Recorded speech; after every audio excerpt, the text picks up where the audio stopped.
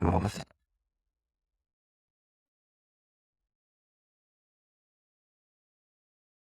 everyone, and welcome back to Let's Make a Deal. Just kidding. It's Schmidt List. It's me. It's Kurt, president and partner at Foundry.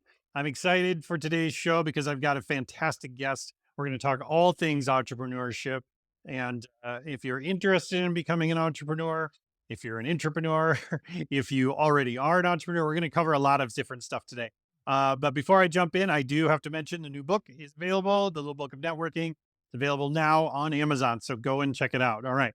So, my guest has got a crazy background or wild story, and I want to introduce. How you doing, Travis? I'm well, Kurt. Thanks for having me. I'm actually really excited to be here with you. I'm excited too. So, Travis, tell audience who might not know you a little bit about your background and what you're doing these days. Yeah, so my name is Travis Rosbach, and I basically started out. I grew up back and forth between the U.S. Virgin Islands and Salem, Oregon. My dad lived, it still lives in St. Croix, Cane Bay Dive Shop in Cane Bay, North Shore, St. Croix. So I grew up in the scuba diving world and became a dive master right at 18, and then became a dive instructor and went on to become a boat captain, got my 50-time U.S. Merchant Marine captain's license, and yachts and parasail boats, dive boats, lots of dive boats, and just kind of traveled around the planet scuba diving I got the wanderlust pretty young and found that in the summertime there's a bit of an uptick in crime in the U.S. Virgin Islands. When the tourism goes down, the crime goes up, and so my dad would typically take off in the summer and leave me to hold down the fort. But in the shoulder seasons, in the spring and in the fall, I would take off and I'd just go travel as far away from there as I would. And one day I decided that I was actually a airline pilot, and so went off and right about 9/11 became a airline pilot and flew seaplanes in the U.S. Virgin Islands, St. Croix, St. Thomas, and Puerto Rico, and moved up to Florida, became a charter jet pilot, which was a lot of fun. But my passion has always been entrepreneurship and business. I've always had a very strong desire to just it's almost like an idiot savant thing or Sure. it's like a tick I have. I don't know what it is. It's maybe an abuse problem or something. Like Mhm. it's like I just can't shake it. An addiction, I guess they call that. So I started doing entrepreneur stuff, and I had a girlfriend at the time. We started a fence company in Bend, Oregon, and then moved out to Hawaii and started a sign and screen printing company that sort of kind of became an agency. And then started one day I was thirsty and went in to buy a water bottle and they didn't have any. So I started Hydro Flask, making the first double wall vacuum insulated stainless steel water bottle in an everyday carry type of form. Got done with that, had a pretty nice successful exit, and went back to the road, took off traveling all about, and I missed business so much, and I'd find myself in these exotic locations, and I was like, "Okay, yeah, this beach is nice, but it kinda looked like the last beach." And, what is that guy who's selling coconuts? Like, what if we changed his sign, and we changed this, and we changed that? Could he sell more coconuts? And, I'd be on these 2, 3 You week got your trips. business hat on, right?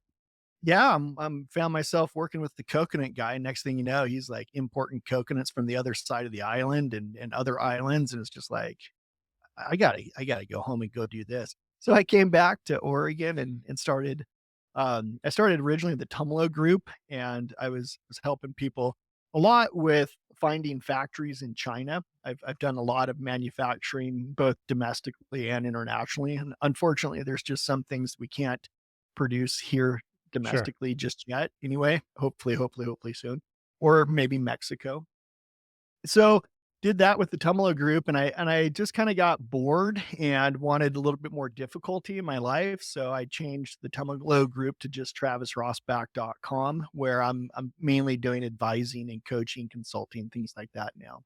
It's great. Well, it's such an interesting background. First of all, I've got to mention, I just recently watched Netflix documentary on free divers. Oh, Freaky, yeah. completely Mhm. freaky. Anybody listening, if you have thalassophobia, do not watch do not watch that. I grew up in Minnesota and we have, 10,000 lakes here. So, boating and swimming and all that stuff is a um, pretty mandatory sort of lifestyle. And you do see a lot, just like you were saying, you do see a lot of businesses kind of grow up around all of that, which is really interesting, right? And just to sort of segue, I have a lot of listeners that maybe have that entrepreneurial bug, right? And we've all heard the term like side hustle and became popular the last couple of years, and side gig and gig workers and all these sorts of things. Um, if in your coaching, right? And I'm sure you deal with this or you've met people like this. But if I'm working that 40-hour week job and that's supposed to be taking care of me, and I've got this bug, I see the coconut guy, and I want to help out. But I'm scared. I'm nervous. I can't leave this. I've got responsibilities, Travis. What's your advice to people when it comes to that? Should they just make the leap? Should they tiptoe? What have you found success in or seen success with? I think I would like to preface that with I believe every person is different. Every situation is different. Everybody's family life and financial Mhm. life is Sure. different. And the last thing I'd like to say is, yeah, just quit everything, throw in the towel, take out a fourth mortgage, and go start a cookie company and compete with Mrs. Fields because you make a pretty darn good cookie. I would not advise that. I think that um, entrepreneurship kind of can have a kind of a sexy advertising campaign. I don't know who started that, but it can kind of be a glamorous type of thing. We see these Jeff Bezos and Elon Musk's, and oh, I could do that. I have an idea. No, no, maybe you could, but do you really want to? And I Mhm. find that a lot of times people just really actually don't want that life.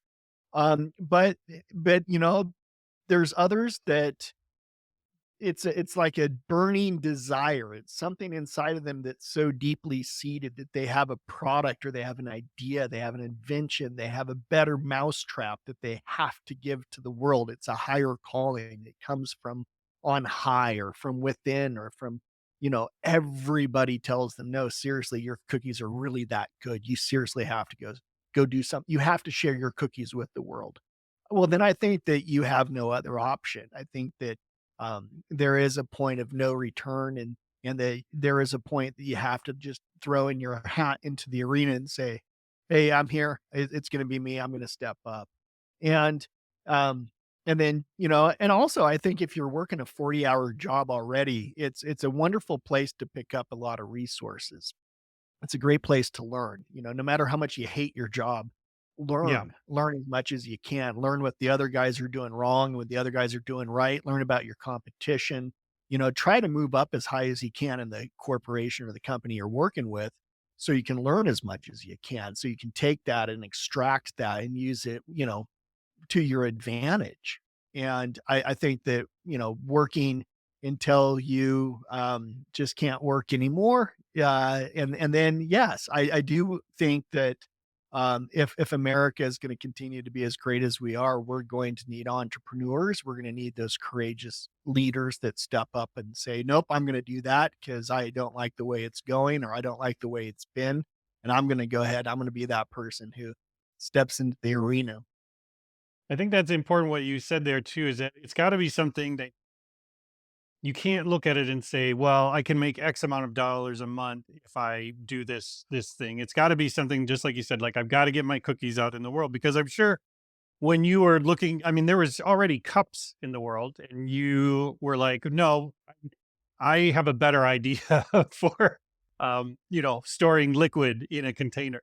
And, I'm sure maybe other people were like, yeah, but I mean, it's you're just putting liquid in a container. Like, and you probably didn't look at it and say, well, you know, I can, if I, divide, carry the one, I'm going to make blah, blah, blah, blah, blah per month, selling these cups out of the back of my trunk or something, right? Like, walk me through that process when you were like, because I'm sure it wasn't something where, like I said, you wrote up, how in depth was your business plan when you started this? You know, um, it I think I got, like, maybe the first couple of lines, Mhm. like, "What is the name of the company?" Well, okay, next line, what's the next one say? "What is your name?" I got that, I know my name. I "Okay, know that one. what's your "Oh, I know my address. Oh, I'm doing really well." That was kind of the business plan. And it wasn't really until we were selling a tremendous amount of bottles and we had people who came in and were like, "Whoa, what are you doing here? And what do you need?" "Well, we need money so we can buy more bottles." "Okay, well, let's do business plan." "Oh, okay. Well, how do we do this?" "Oh, this is how we're doing it currently, and this is what I want to do." And that's kind of how the business plan Right. um, It's an kinda came evolution, about. right? Yeah, right, because I didn't it's not that I didn't know what a business plan was. I've been studying business for, Sure. Sure, 20 sure, sure. years at that point, but at the same point time, I didn't have one. I had never really done one. I kinda maybe done one for fun here and there just to see if I, could pass the proverbial test. But I just wanted to hydrate the masses. I just wanted people to drink fresh, clean water, and it was not a thing. We didn't Yeah. have the Stanley Cup at that point, and people weren't drinking water. They were drinking a lot of coffee and alcohol and juices and pop, if anything, throughout the day, really. And I thought, well, if I can make a better bottle that I like and that I drink a lot of water out of, and it maintains I hike to the top of a mountain here in Oregon, and I don't want frozen water because that doesn't do me any good. I can't give my dog water if it's frozen. Right. And likewise, I'm on the beach surfing in Hawaii, and if I come in and I take a sip and it's too hot, I can't drink it, I that does me no good. So, a lot of people said, "No, that's stupid, that's crazy, you can't do that, there's no market for that, nobody cares what their temperature nobody drinks water anyway, so, nobody's gonna walk around carrying water with them, Travis." And, um, the more people told me no, the more I was like, "Alright, watch this." What's this? Well, because I'm sure you had some initial like advocates and super fans too that were pushing you along, right? I mean, there had to have been some sort of signs that this, as much as maybe the people who are naysayers, you had some people that probably were like, wow, like I'm into this too. We did, and Yeah. it was when we got the first couple prototypes, and, we couldn't afford a photographer, a professional photographer by any means of the stretch, so ended up going to Costco, and I actually read the manual of the little Canon they used to sell cameras at Costco back in the Yep. days, Yep. and I read the entire manual. I bought a flash, and I didn't have YouTube and didn't really use Google much, but again, I read the damn manual. And we took the first couple prototypes out to the beach and handed it to the most beautiful people we could find. And they would hold it and I'd get some pictures and they'd see that there was ice inside. And yeah, it's this new technology that's been around for 100 years, but nobody's really seen it since. Right. It's called a vacuum insulation and it's a water bottle. It's not just this 85-pound thermos that your grandpa used to drink out of. And so I had a hard time getting the prototypes back from the models. And they were like, "No, I want to keep it. Where can I buy it? I want one. I want two. I want, five." And so that was a great, Yeah, that's a great okay, story. something's okay. Like at least maybe we can sell the minimum order quantity. And then once we got the minimum order quantity in and people started to actually drink water out of it, after a week or two of drinking sufficient amounts and copious amounts of water, people start to feel better. If you drink half of Yeah. your body weight every day in water, you will have a better life. I can just about Well, I guarantee think it. that's where some entrepreneurs can get tripped up is that, they're in the lab, right? They're scheming and they're pouring all the beakers and, doing all this. But unless you're out in front of actual customers, people who and putting it in their hands and saying, what do you think? And talking to them and doing this, it's really hard to get over the hump of like, should I do this or not? Right. Because again, you can't do it by yourself. I mean, you could invent all the things you want, but I mean, if nobody's interested in it, it doesn't matter, right? And I had a really awesome guest on once that said, um, are you an innovator if you never ship anything? Yeah, right, Right. yeah. Yeah, yeah, an you know, innovator in your own head doesn't really count for much. Yeah, it doesn't really count. So I would that's what I would ask you is that obviously, that was a happy sort of incident that happened with those folks. But is that also your advice? Is that don't wait till it's perfect, get it out and let people start touching it and using it? Absolutely. I really, especially when you're creating something brand new, I think that V1, the first version of something, um, doesn't have to be perfect. It won't be perfect. And if it is perfect, well, you're missing something. You need to set up the card table on the side of the road and start hawking your product and getting feedback. And customers, as much as I'd like to give them credit, customers don't always know what they want. They don't always know what they need. They don't always know what they like. They think they Hmm. do. A lot of consumers think that they know what they want and what they need. But when you introduce something new, they can have either an adverse reaction or just like a "Wow, holy cow, let's sing your praises" reaction. And sometimes both of those are very false. They Yeah, may not give you the correct answer, and so it's repetition, repetition, repetition. So back to the guy who's working 40 hours a week and you've got this cookie you want to bake. Well, yeah, go out and start selling the cookies on the nights and weekends and at the fairs and the local fairground and the local, wherever you can hawk your cookies and then get that feedback. And if people are demanding you give them more cookies, damn it. Well, then, yeah, you take off and you go start giving people their cookies. But if you go out and you give people cookies and oh, these are the best cookies ever, but they don't buy any more. Well, then that doesn't, that also sure. tells you Yeah, a lot right there. And then you go back to the lab and you tweak your formula and then you go back out and you try it again and people say, "Oh, these are wonderful. Thank you so much." And then they still don't buy. Well, what are you doing wrong? Are you charging too much? Are you charging too little? Back to the lab. right. But that actual I was gonna say FaceTime, but that I can't say that, so I'll say face-to-face interaction, that human-to-human interaction that you have with the general public at large is gonna be your best teacher. It better than any MBA program or any, YouTube or, podcast. Face-to-face interaction with people will tell you what are those little micro twitches in their Yeah. eyes and their lips and their foreheads, and what are they saying? They like your cookie or they really love your cookie. Yeah. Well, you see it in big companies where they go off the rails and you wonder why. And you see over and over, and I've done this before as part of digital transformation efforts with larger companies. You're dealing with a lot of these leaders. They haven't talked to a customer in years. No. They're Well, looking at spreadsheets, they're looking at dashboards. yeah. They're not talking to customers. They're looking at uh, data feedback from customers on a screen, but it's not the same like what you're talking about. Mhm. Yeah, no, that I could go on for hours about that. Going corporate like that really means going to the lab. It means going to those spreadsheets, like you said. That's exactly what they do. Right. And the other thing that they don't do is they stop going to the factories as much, or if they do go to the factories, they start telling the factories what they're doing. This is what we do. We make it this way. We make it that way. We don't ever do this. We don't ever do that. Don't you tell me anything. I'm the one making it. No, the factory's making it. Typically, the factory's making other products, and the factory knows more than you do because the factory is the one who's, again, making it.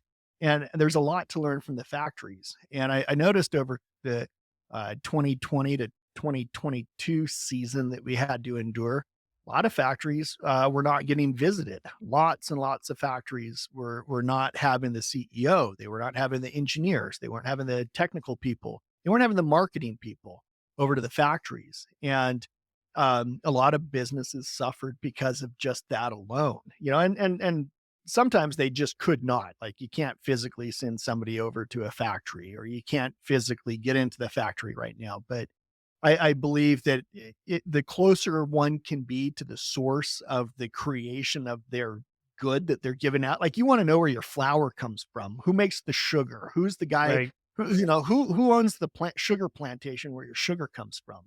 And if you can go and visit that sugar plantation, and you can get pictures, and you can meet the family that owns the sugar plantation that goes into your cookies, you're going to have a much better lead over your competition that just goes, I don't know, I go down to Whole Food, or, Food for Less, and buy sugar off the shelf.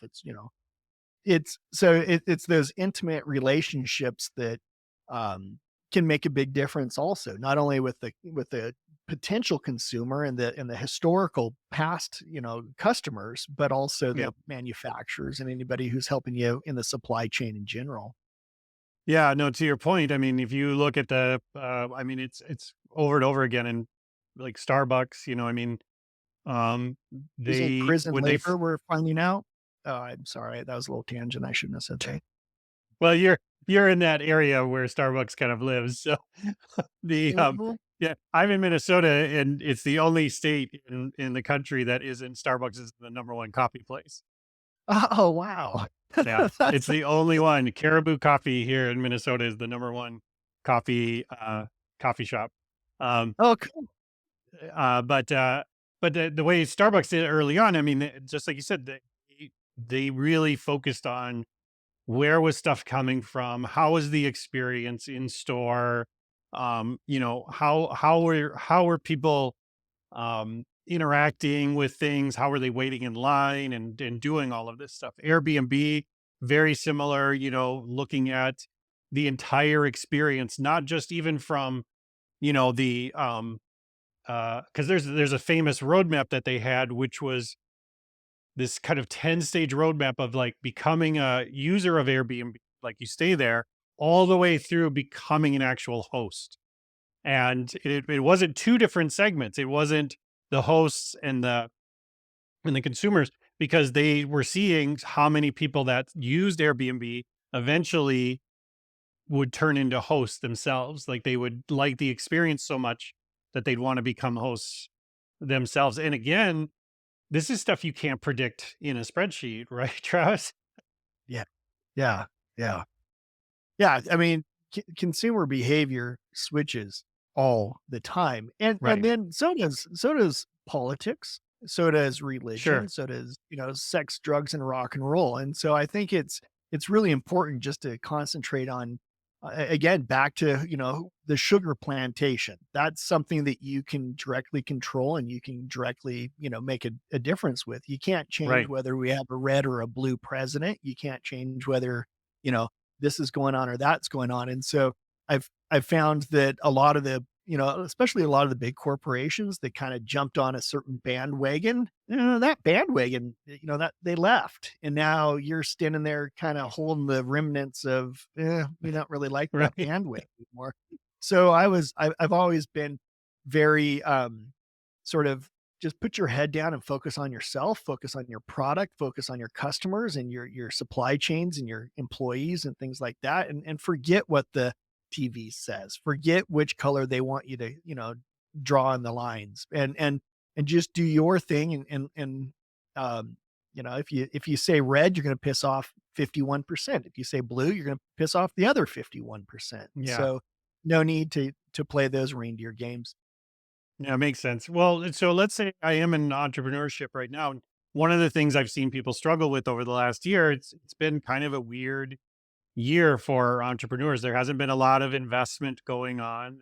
The interest rates have made money more expensive, and there's just been a lot of uncertainty for a long time. And so, what's your advice to people that are going through those uncertain times? I mean, should they be doubling down on that customer interaction? Should they be doubling down on themselves? Like, what if you found yourself kind of in that space? Like, what is the advice you would be giving yourself, Travis? Yeah, I would say I probably would I would try not to double down on top of anything. I'd try not to put too Mm, many eggs in too many baskets, but what mm, I would do is I would go back to the basics. Okay, What basket are we thinking about? What's the basket made out of? Where's the basket from? Who made the basket? What color is the basket? Do we like this basket anymore, or do we want to get a different basket? And I guess this analogy is maybe going a little long, but basically, I'd go back to basics. Just look at the very core fundamental basics. Why did we start this company? When did we start? What is the history? What are the concrete roots that we can kind of rest on for just a second before we figure out a better strategy? I think that the a lot of times people believe that we have to just keep moving, constantly got to be constantly grinding and Right. hustling it Right. and Hustle, doing this hustle, new hustle. Right. latest things. And this celebrity on YouTube said that we have to do this. And now this one said we have to do that. They're constantly chasing what the media is telling them. And YouTube is media, podcasts, are media. And if you just keep chasing that rabbit, another one pops up and another one pops up, and you get exhausted chasing the rabbit. And meanwhile, your customer, your client's going, "What about me? Oh, I'm sorry, I'm too tired for you now. I've been chasing rabbits." So I think that just being able to set and do what you do best. I know I can do this really well. I know my customers and my clients really, really like it when I do this.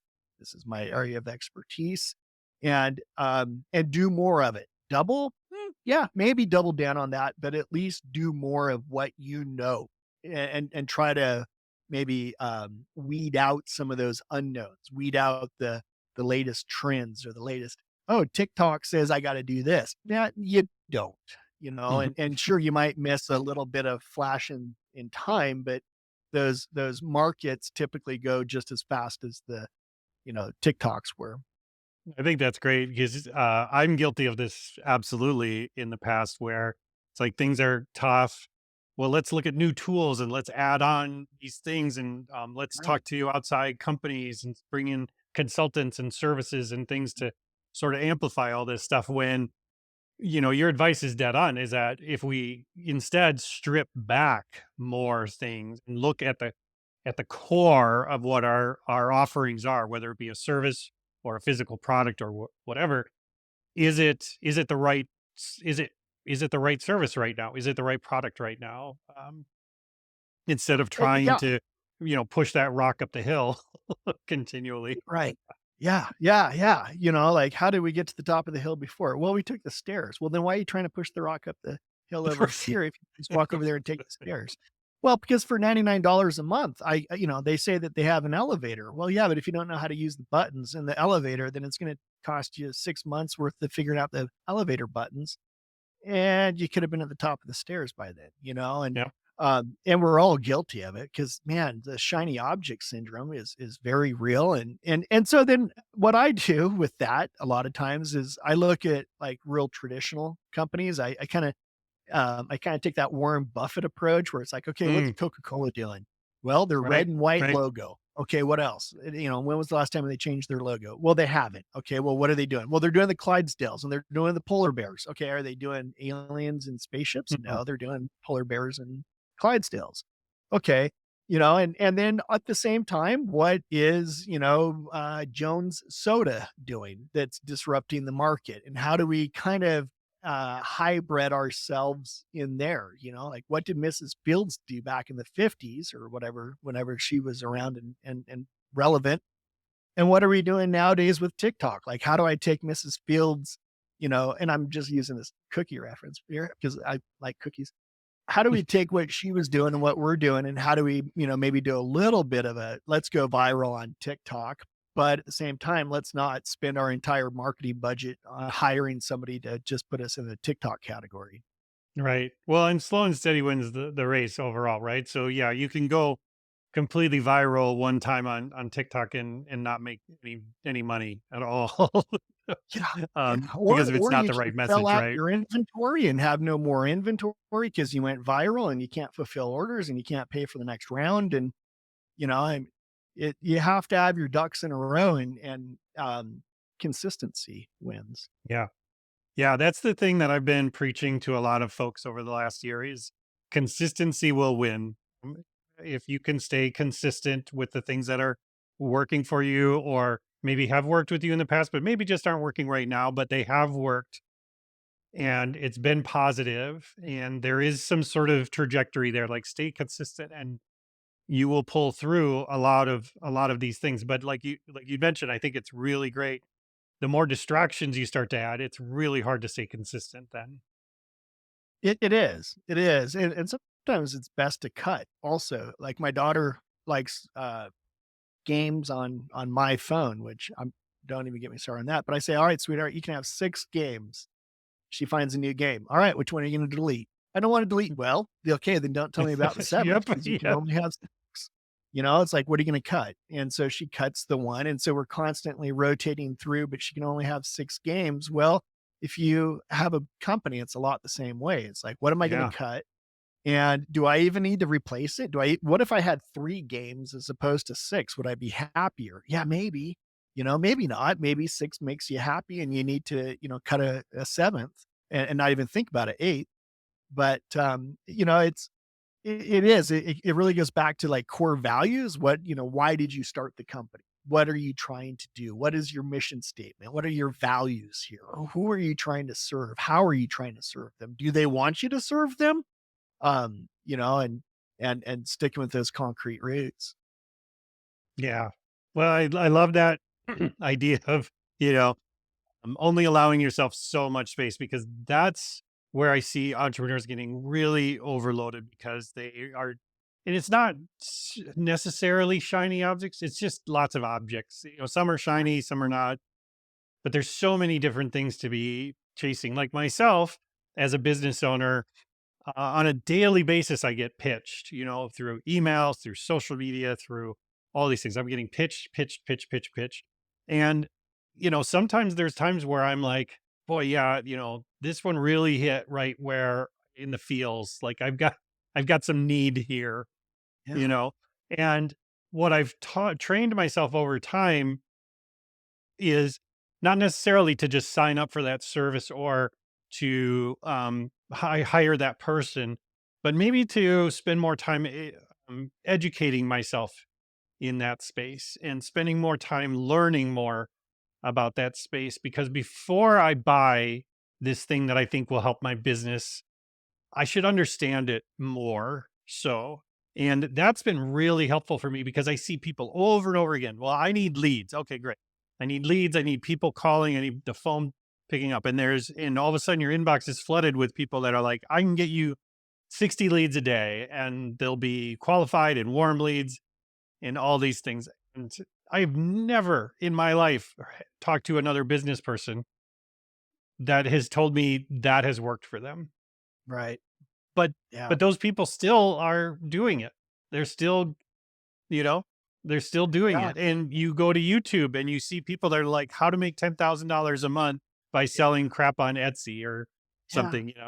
And yeah, people are like, God, yeah, everybody else is successful, Travis. There's got to be a magic button around here somewhere, right? yeah, yeah. Kurt, I'm 100% with you. I feel that, and I see it, and I'm very much privy to it in it because I too turn on YouTube and I'm like, oh wow, if I go and learn that, I could. If I sign up for this $7,000 course, then she's going to Yes. help me get to the top, and then I'll pay the 7 grand. I'm like, I could have learned that from YouTube actually if I Yes. just Yeah. stayed.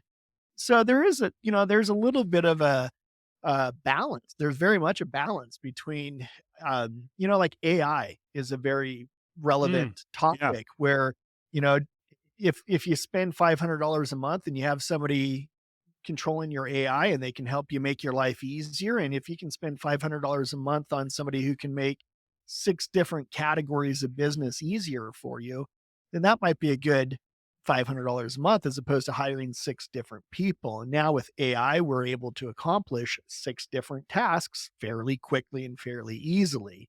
And yet somebody still has to watch over it. And Hmm. so it's how much do I want to spend my time learning AI? Oh, and then it just changed. And then I go back and I start learning AI. And then, oh, we just got this new one. You have to learn this. And so, how much do I want to do that? How much do I want to watch YouTube that just tells me that this is the best of the best this hour? But next hour, something's going to happen. There's going to be some shakeup and somebody else is going to open up the next AI and they're better than the last.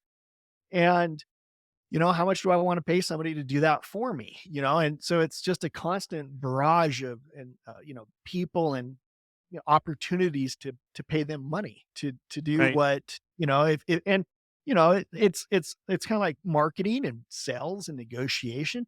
You should know enough to be very highly effective if you're going to go into business about each of these topics. And it's not always practical to hire somebody to do each of those specifics. So you kind of want to know what you're talking about and what you're doing, and then and it makes it easier to hire somebody when you can. But, Right. Yeah, but at because least there's know so kind many of the core times with fundamentals. well, I was gonna say there's so many times to that point where as a business owner, I learned so much about, bringing in outside sources and the types of services that are pretty standard out there and consulting and agencies and all these different things, right? Because I remember when I was like, okay, well, we need some marketing. So what other companies do? They hire a marketing agency, right? And I remember talking and interviewing a ton of agencies and they were like, all right, what do you want to do? And I'm like, well, we need marketing. And they're like, okay, well, who's the target audience and who's this and that. And then we'll come up with stuff. And I'm like, oh, you don't figure all that stuff out? And they're like, no, no, no, you got to tell us all that. I'm like, oh, okay. I thought, okay, and so there was like, and again, to my earlier point, I could have not only set up myself for failure, but them too. And then I'd be firing them Yep, in 6 months yep. to no fault of their own either. Right. Right, right. And then once you start figuring out, okay, so who is my avatar? Who is my key demographic? And you start to sort of think about, where do they live? What do they drive? How much money do they have? What's their marital status? What's their family status? And do they rent? Do they own? And there's 100,000 questions that you can ask about your avatar. And then once you figure that out, you're like, oh, well, actually, if I go set up the card table right in front of I don't know, I was gonna say the Weight Watchers meeting, I could probably sell my cookies, or Yeah. I don't know. Um, so you really, the learning becomes a bit exponential at some point. Once you get to a certain point of trying to figure out, like the avatar, who your core key demographics. Well, it's this person. Okay, well then just go sell to that person. How do they want to buy from you? What they want to buy, they have to buy because they love cookies, they need cookies, they want cookies, but they may not buy your cookies if you don't sell them correctly. So how do you best sell to that person? Well, how do you want me to sell to you? Okay, well that worked, that didn't work. That worked, that didn't work. You take the works and you take the didn't works and you get rid of the didn't works and take the works and then go multiply that over and over and over again. And if you once you get a formula and it's working, again, let's not chase squirrels here. Let's just stay focused on what is working. I love it. I love And it. then the Travis, I could email talk to comes you all day. We from got the to do a guy in part two here. India. So, um, Travis, if I want to get in touch with you, I know you're helping businesses now, you're doing some consulting. If I want to get in touch with you, I want to connect with you and have you work some of your magic and pragmatism on my business. Where's a great place to get in touch with you? Typically, it's info at travisrosbach.com. You can email us or just travisrosbach.com, the website. It's always kind of a work in progress, but there's at least a placeholder there. I'm also That's on great. LinkedIn, Travis Rosbach, Rosbach on LinkedIn. Yeah, definitely. Well, I thank you so much again for taking time out of your busy schedule. I really appreciate you taking the time to join me today. Oh, it was great meeting you, Kurt, and thanks for having me. I appreciate it. All right, everyone. Thanks for taking the time out of your busy week to join myself and Travis for this episode. And if you have not subscribed to the newsletter, there'll be links in the description below. We launched a new newsletter this year, and join 1,000 plus other people and growing quickly for ideas on how to better grow personally and professionally. And I appreciate all of you for joining me and spending time today. We're gonna find my click link thing. All right. I'm good. I'll see you next time.